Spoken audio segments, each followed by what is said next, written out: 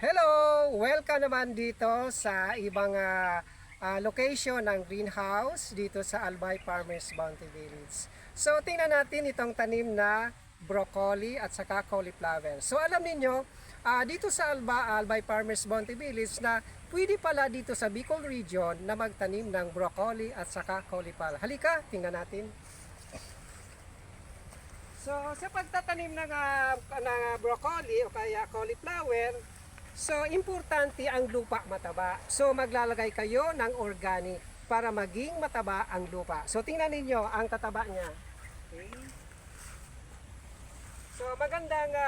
So, magandang panimula na pwede po tayo magtanim ng broccoli o kaya cauliflower dito sa Albay. Basta maganda ang pagkalagay ng organic fertilizer sa lupa. So, hindi na tayo bibili sa Baguio kasi dito, tested na dito sa Albay na pwede pala tayo magtanim ng broccoli at saka cauliflower.